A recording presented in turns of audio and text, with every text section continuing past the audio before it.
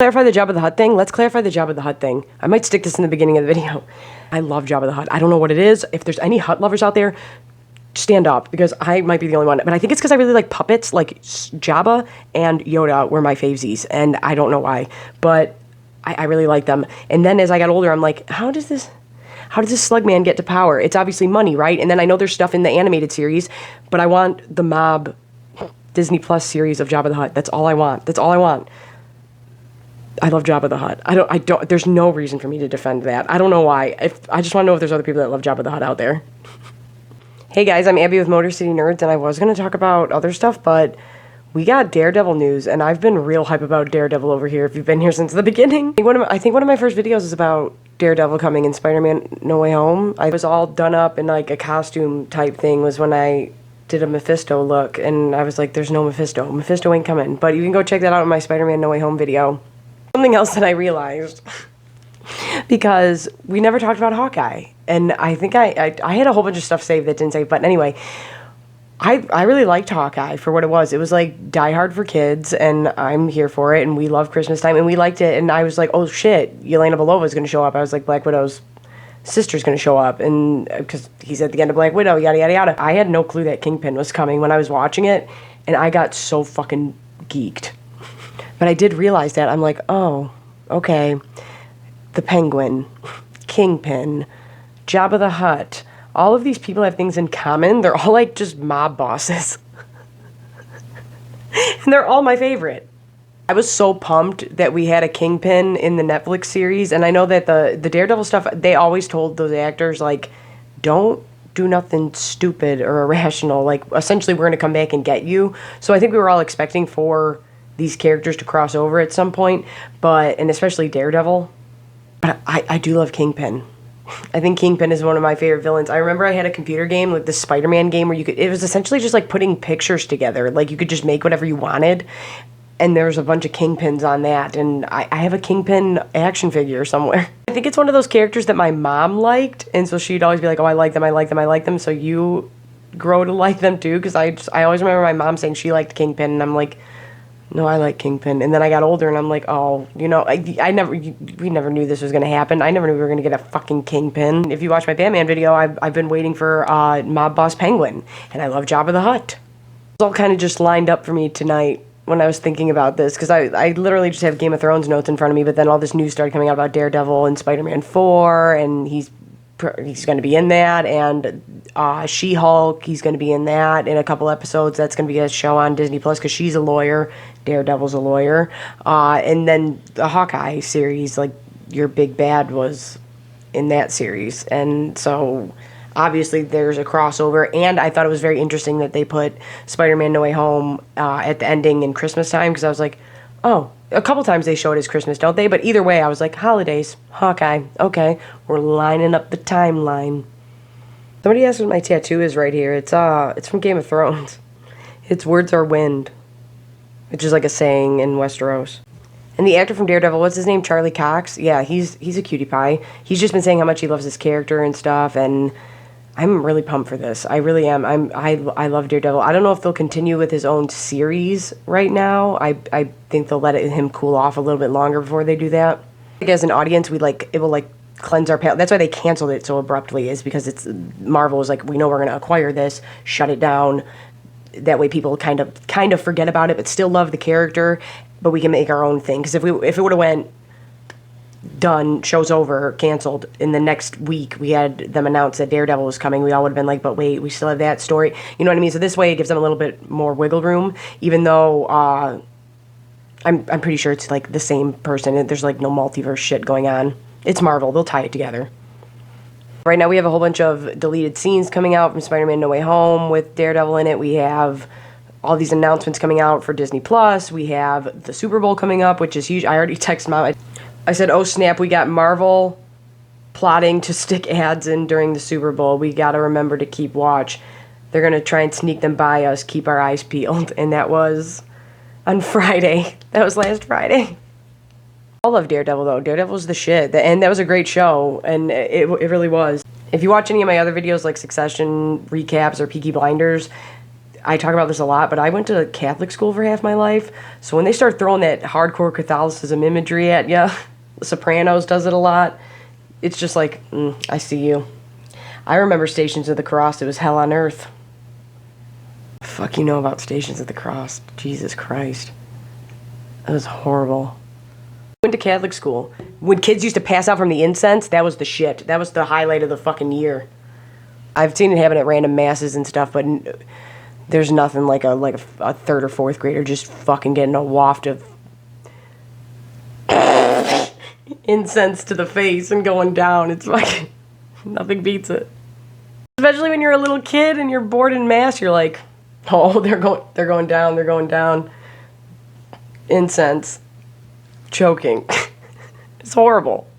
Yeah, Daredevil's got a lot. Daredevil's got a lot of Catholic imagery going on. And like I said, it's just one of those things that you notice, especially if you went to Catholic school or know whatever about the Bible and everything like that. Well, Catholics are really big on, like, morbid-ass shit. To explain it, we got, like, some real creepy stuff going on, but it's also very pretty. That's my favorite part about going to church in Southwest during the holidays. Like, St. Hedwig has the most beautiful nativity scene set up. It's gorgeous. And then the stained glass is beautiful. People not appreciate churches? They're pretty. They're super pretty. Oh, yeah, but St. Hedwig's is my favorite. It's Christmas time, and you need fun stuff to look at, and it's just beautiful. It's just gorgeous. And it's got the lights on the ceiling. It's beautiful. It's a beautiful church. Architecture in Detroit is just so different from everywhere else. Like, we're real close to Chicago, but there's just a different feel in Detroit. And it's those big old churches. But anyway, there's a lot of it in a lot of things. You know what I mean? It's stories, and they're reused and stuff like that. And I totally understand that. It's just a little piece of my life where I'm like, oh, yeah, sounds familiar. Succession has a lot, too. So does Peaky Blinders. Peaky Blinders has a ton. They call, Aunt Polly calls Grace out for it. She's like, any Catholic girl would know to genuflect before you get into the pew, and that's when you kneel down before you get into the pew, and that's how she calls her out. She's like, you're a Protestant. Fuck you doing here?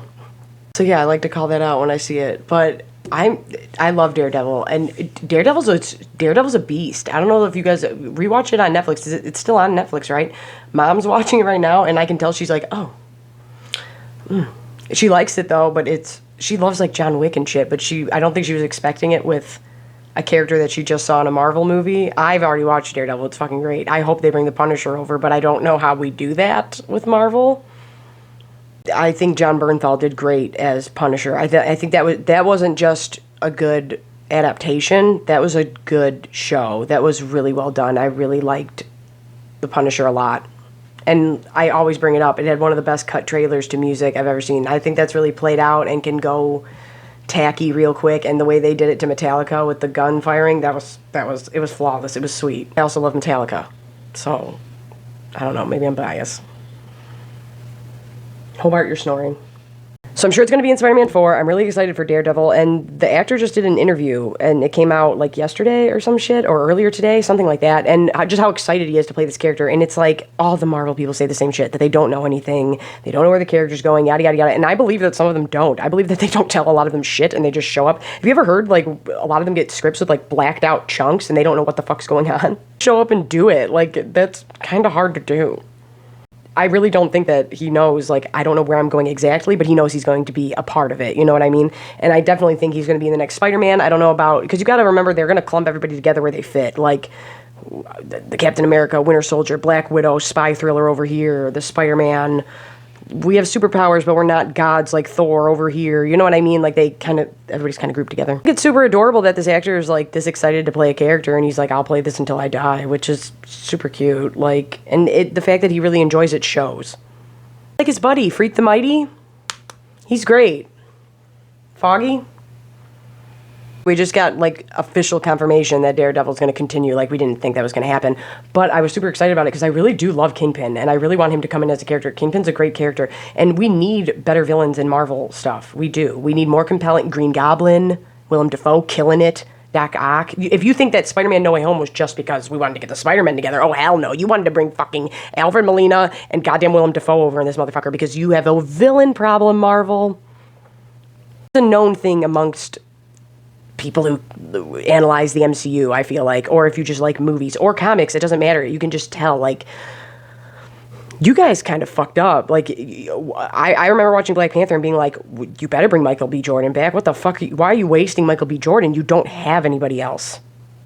You kill them all off. And then you have, like, stupid ones that are just sky beams. It's not that they're stupid, but it's like, you know what I mean? Like, there's a reason why we like Thanos. Like, he's a compelling fucking villain.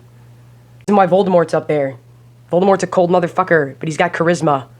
I don't agree with his shit. We don't have that many compelling villains in the MCU. Think about it. But who do we have now? Green Goblin. Doc Ock. We have the multiverse. Now we have everything. And we have Wilson Fisk. We have Kingpin. Like, come on, dude. Like, you're bringing... You have a big opportunity here, and you better not blunder it. I always thought they would bring Michael B. Jordan back. I always thought that. I'm like, why are you throwing Michael B. Jordan out? What are you doing here? What are you doing? You have Michael B. Jordan. Why is he dying at the end of your movie? Why is every really cool person named Eric? All my favorite people.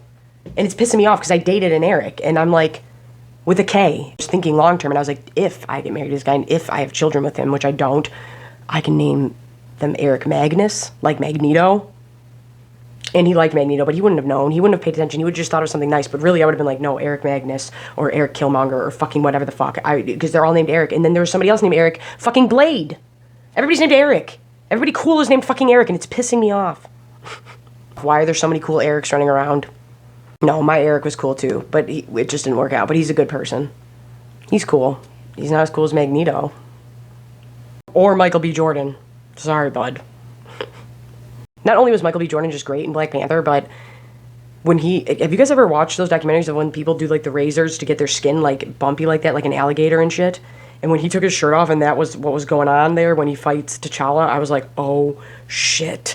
I already thought this character was fucking awesome and a badass, but then he did that, and it leveled up the awesomeness. If you, like, know what that entails, it's like, oh, shit. And that's, like, a very old thing, and I was like, oh, that's fucking cool. Wait, what did we get across today? Daredevil's coming. Charlie Cox is super psyched to play this character. I think it'll be in Spider-Man 4. I don't think we're going to get too much crazy. I think we're going to get all the craziness of Doctor Strange with Wanda and maybe some Ghost Rider in there. Anything with, I think we're going to get maybe Blade. I don't know, throw a Blade in. This is where we're going to get like crazy stuff, like vampires and stuff like that. That's where I think we'll run into this with Doctor Strange, you know what I mean? And we'll keep Daredevil, Spider-Man, Kingpin, these real-world people over here, you know? I am super pumped about it. I'm super pumped, and I'm geeked. And if you're geeked, let me know down in the comments. What else did we talk about? Erics. There's a lot of cool Erics running around in the MCU. There's a lot of Steves running around in the MCU, but I would call them nice. Steve Rogers. Stephen Strange. He's kind of a dick, though. But, I mean, he has, I don't know.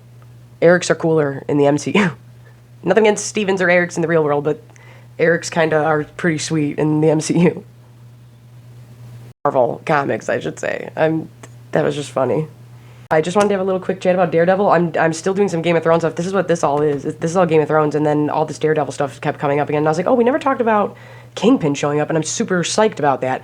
And now he's like, there's statements about it and shit, so I might as well make a little video about it. But I love Daredevil, and let me know if you haven't watched Daredevil or if you have. And Daredevil's like snapping bones every 10 seconds. He's ruthless. I like Daredevil. But when he showed up in Spider-Man No Way Home, I literally yelled. And like I said, I'll put the link to that video down in the description with my social media and everything. But yeah, I was geeked. And then I audibly yelled when he caught that brick. I was like, no way. And my mom twice during Spider-Man No Way Home, first she was like, Abby.